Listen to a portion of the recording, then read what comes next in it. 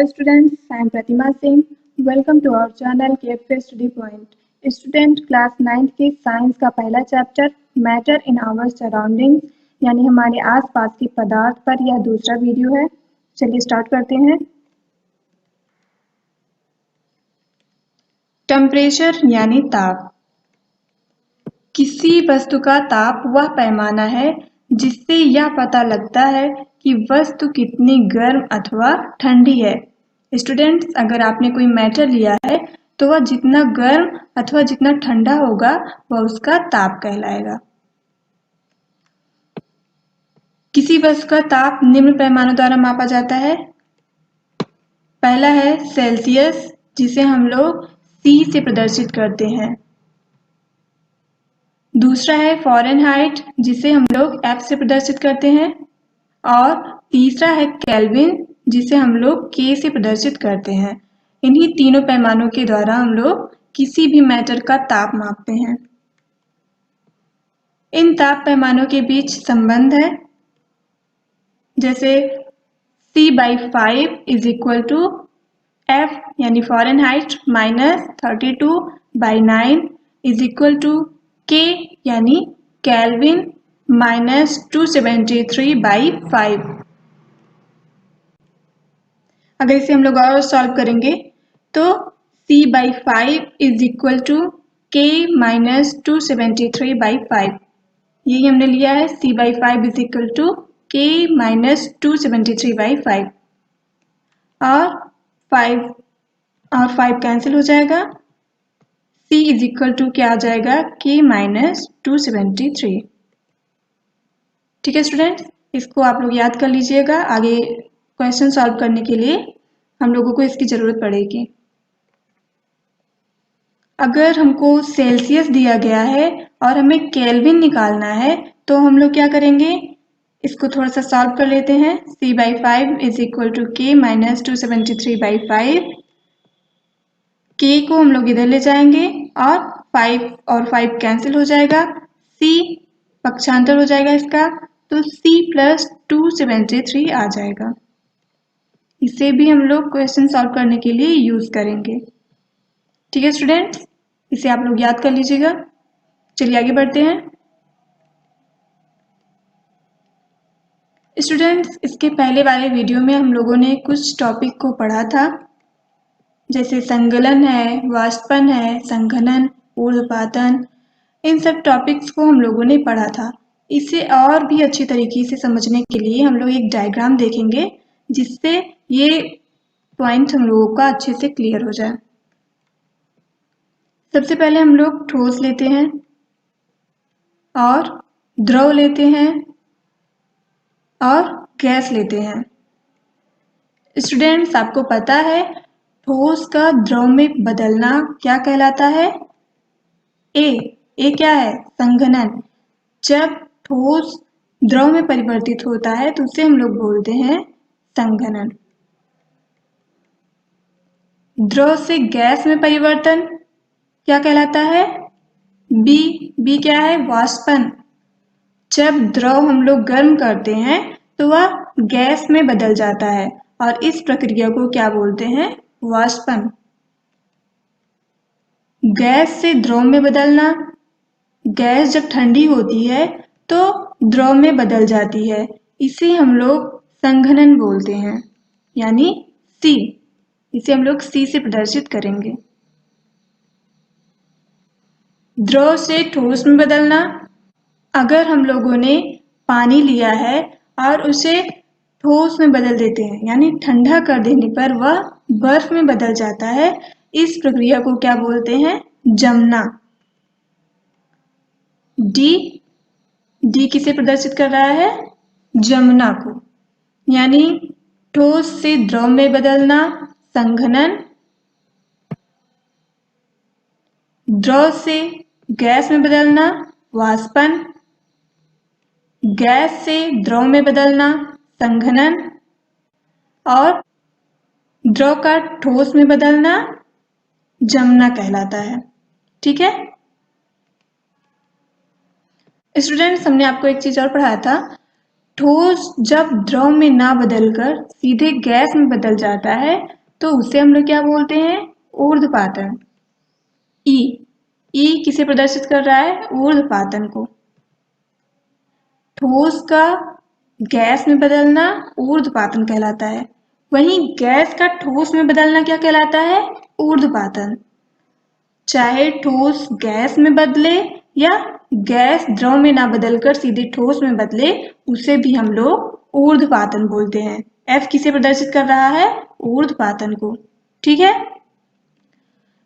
Students, ये जब प्रक्रियाएं होती हैं तो इसमें कुछ कंडीशन होते हैं। क्या है? ऊष्मा में वृद्धि तथा दाब में कमी।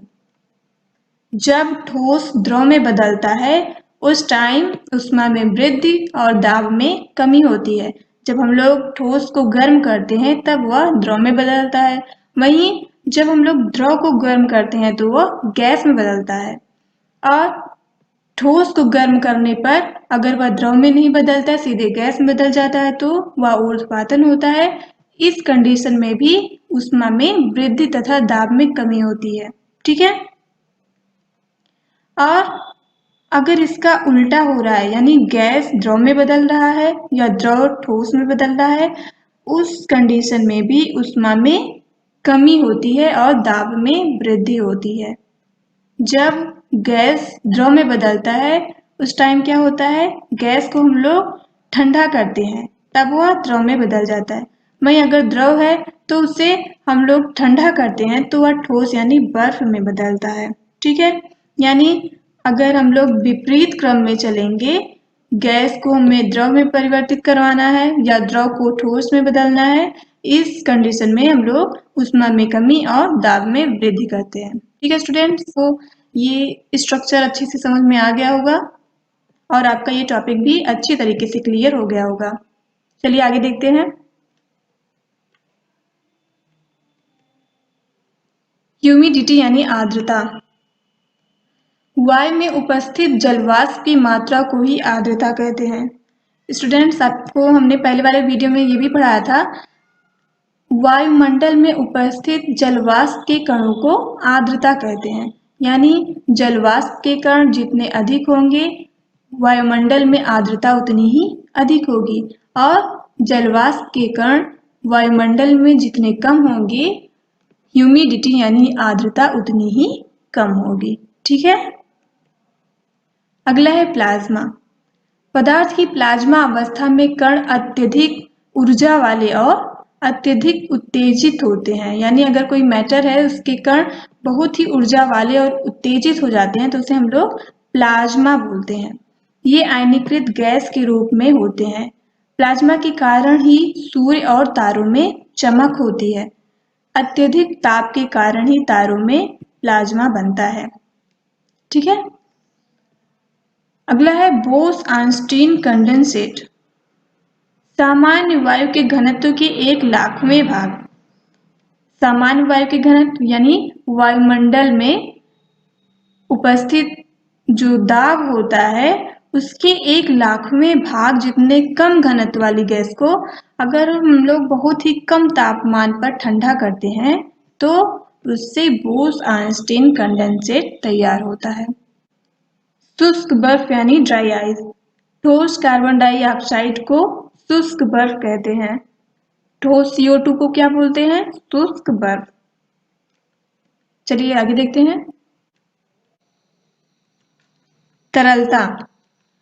तरल पदार्थ के बहने के गुण को ही तरलता कहते हैं।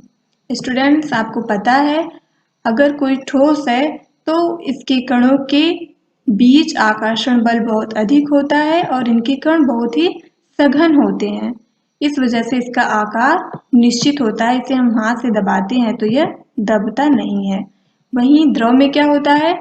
द्रव में कण विरल अवस्था में पाए जाते हैं और इनके मध्य आकर्षण बल भी कम होता है और इसी वजह से इसमें बहने का गुण होता है। अगर इसे हम लोग किसी खाली जगह पर रखते हैं तो ये बहने लगता है।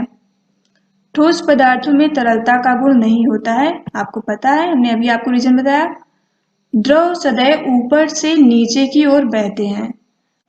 स्टूडेंट्स, अगर हमने एक ग्लास लिया है और उसमें पानी लिया है, तो जब हम पानी को गिराते हैं तो आपने देखा होगा कि वह ऊपर से नीचे की ओर बहता है। ये तरल पदार्थों का गुण होता है, वह ऊपर से नीचे की ओर बहता है, ना कि नीचे से ऊपर की ओर। वहीं अगर गैस को हम लेते हैं तो वह प्रत्येक दिशा में फैलती है। अगर हमने कमरे में कोई अगरबत्ती जलाई है तो क्या होता है, ऐसा नहीं है कि वो ऊपर ही जाएगा, वह ऊपर नीचे हर एक दिशा में फैलती है। गैस चारों दिशाओं में फैलती है और द्रव ऊपर से नीचे की ओर बहती है। आगे देखते हैं। घनत्व। किसी पदार्थ का घनत्व उसके प्रति एकांक आयतन के द्रव्यमान के बराबर होता है। स्टूडेंट्स, अगर हमने कोई मेटल लिया है तो उसके प्रति एकांक आयतन के द्रव्यमान के बराबर उसका घनत्व होता है। आप किसी भी जगह से अगर उस मेटल के एकांक द्रव्यमान को लेते हैं तो उसका घनत्व, उसका द्रव्यमान उसका घनत्व कहलाता है। घनत्व बराबर क्या होता है, पदार्थ का द्रव्यमान बटा पदार्थ का आयतन, ये घनत्व होता है। चलिए आगे देखते हैं। स्टूडेंट्स, यहाँ पे कुछ क्वेश्चन दिए गए हैं जिसे हम लोग सॉल्व करेंगे। यहाँ पे आपको केल्विन में दिया गया है जिसे आपको सेल्सियस इकाई में परिवर्तित करना है। चलिए शुरू करते हैं। C इज इक्वल टू के माइनस 273। आपको ये फार्मूला याद होगा। C यानी सेल्सियस इज इक्वल टू क्या होता है, केल्विन माइनस 273। और केल्विन की जगह पे हम लोग इसका मान रख देंगे 300 माइनस 273, इसको ऐसे ही रख देते हैं। 300 में से 273 हम लोग घटाएंगे तो कितना आएगा, 27, यानी 27 डिग्री सेल्सियस 300 केल्विन का मान होता है। ठीक है स्टूडेंट। वहीं 573 केल्विन दिया गया है, इसको हम लोग चेंज करेंगे सेम फार्मूले से। C इज इक्वल टू के माइनस 273। 573 माइनस 273, यहाँ पे हमने केल्विन का मान रख दिया है, इसको हम लोग घटाएंगे तो आएगा 300, और ये हम लोगों का आंसर हो जाएगा 300 डिग्री सेल्सियस। ठीक है स्टूडेंट्स, इसके पहले वाली वीडियो में हम लोगों ने देखा था कि 273 किसी द्रव का बॉइलिंग पॉइंट होता है, जबकि ऐसा नहीं है, 373 किसी द्रव का बॉइलिंग पॉइंट होता है। वो मिस्टेक हो गया था, आप लोग इसको सही कर लीजिएगा। 373 केल्विन किसी द्रव का बॉइलिंग पॉइंट होता है। ठीक है, किसी द्रव का क्या, पानी का बॉइलिंग पॉइंट कितना होता है, 373 केल्विन। चलिए आगे बढ़ते हैं। ये हम लोग का अगला क्वेश्चन है। निम्नलिखित तापमानों को केल्विन इकाई में परिवर्तित कीजिए। स्टूडेंट्स, आपको सेल्सियस में दिया गया है, ये आपको केल्विन में चेंज करना है। इसके पहले हम लोगों ने केल्विन को सेल्सियस में चेंज किया था।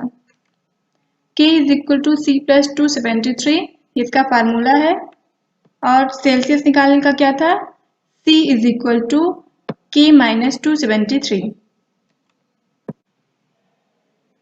25 दिया गया है, इसे हम लोग C की जगह पे रख देंगे प्लस 273, इसे हम लोग ऐड करेंगे तो कितना आ जाएगा 498, और ये हम लोगों का केल्विन में चेंज हो जाएगा। ठीक है, नेक्स्ट है, इसमें भी हम लोग यही फार्मूला यूज करेंगे। C की जगह पे हम लोग इसका मान रख देते हैं 373, C की जगह पे इसका मान रख देंगे 373 प्लस 273, इसको ऐसे ही रख देंगे। दोनों को ऐड करेंगे तो कितना आएगा 646, और ये हम लोगों का आंसर हो जाएगा 646 केल्विन। ठीक है, अगला क्वेश्चन है, पुष्टि हेतु कारण दीजिए।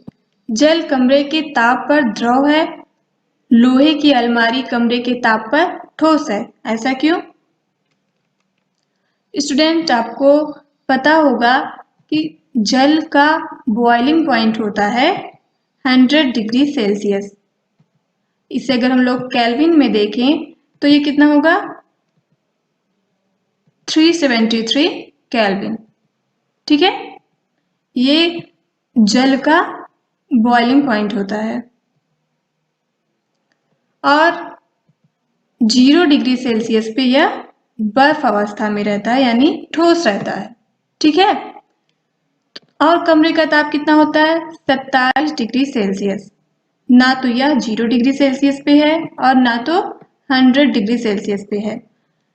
इसलिए कमरे के ताप पर ना तो यह बर्फ अवस्था यानी ठोस अवस्था में रह सकता है और ना तो यह वाष्प में परिवर्तित हो सकता है, यानी ना तो ये गैस अवस्था में रह सकता है। ठीक है, लोहे की अलमारी कमरे के ताप पर ठोस है। ऐसा क्यों? क्योंकि आपको पता है कि अलमारी को द्रव अवस्था में परिवर्तित करने के लिए हमें उसे बहुत ही ज्यादा ताप देना पड़ता है और कमरे के ताप जो कि 27 डिग्री सेल्सियस है, इस पर ये द्रव अवस्था में परिवर्तित नहीं हो सकता। ठीक है, कमरे के ताप पर अर्थात 27 डिग्री सेल्सियस पर जल द्रव अवस्था में रहता है।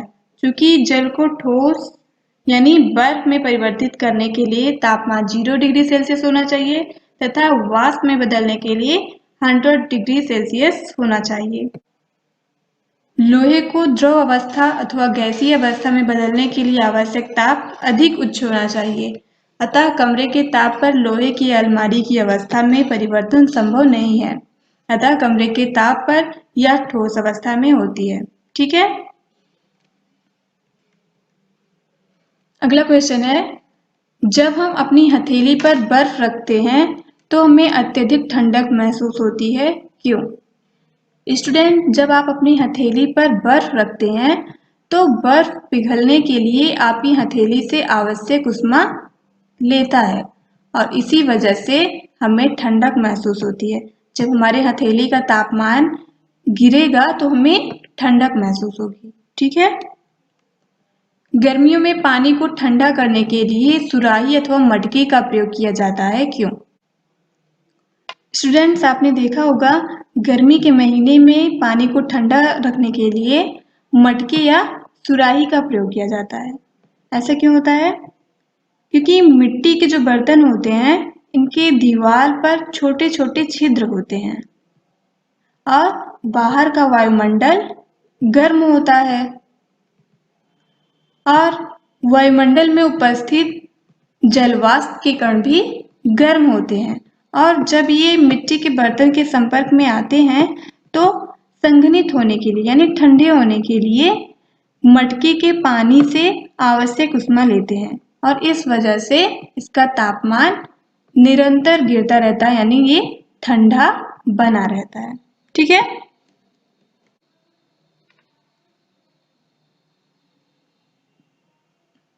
अगला क्वेश्चन है, वर्षा ऋतु में कपड़े अपेक्षाकृत देर में सूखते हैं। ऐसा क्यों होता है? क्योंकि स्टूडेंट, आपको पता है कि वर्षा ऋतु में ह्यूमिडिटी बहुत ही अधिक होती है, यानी आर्द्रता बहुत ही अधिक होती है। वायुमंडल में जलवाष्प के कण पहले से मौजूद होते हैं, इसलिए वाष्पीकरण बहुत ही धीमी गति से होता है और कपड़े देर में सूखते हैं। अगला क्वेश्चन है, दांतों को आइसक्रीम बर्फ के जल से ठंडी क्यों प्रतीत होती है? जब हम लोग आइसक्रीम खाते हैं तो हमें यह ठंडे जल से कहीं ज़्यादा ठंडक महसूस होता है। ऐसा क्यों होता है? क्योंकि जब हम लोग आइसक्रीम खाते हैं तो यह पिघलने के लिए दांतों से आवश्यक ऊष्मा ग्रहण करता है और दांतों का तापमान गिर जाता है, यानी दांत ठंडे हो जाते हैं। इसीलिए दांतों को आइसक्रीम बर्फ के जल से ठंडी लगती है। बर्फीले जल से भरे ग्लास की बाहरी सतह पर पानी की बूंदें क्यों दिखाई देती हैं? अगर हमने कोई ग्लास लिया है और उसमें आइस क्यूब डाले हैं तो हम देखेंगे थोड़ी देर बाद हमारे ग्लास छोटे छोटे जल की बूंदें एकत्रित हो जाती हैं। ऐसा क्यों होता है? क्योंकि वायुमंडल में उपस्थित जलवाष्प के कण जब ग्लास की बाहरी सतह से टकराते हैं तो संघनित हो जाते हैं, यानी ऊष्मा लेकर संघनित हो जाते हैं और ग्लास के दीवार पर चारों तरफ इकट्ठे हो जाते हैं। ठीक है। अगला क्वेश्चन है 27 डिग्री सेल्सियस का केल्विन मापक्रम में मान होगा। एंड स्टूडेंट, ये आप लोगों के लिए होमवर्क है, आप इसे सॉल्व कीजिएगा और इसका आंसर कमेंट बॉक्स में जरूर लिखिएगा। तो स्टूडेंट, आई होप आपको वीडियो समझ में आया होगा। अगर वीडियो अच्छा लगे तो इसे लाइक और सब्सक्राइब जरूर कर दीजिएगा। Thanks for watching.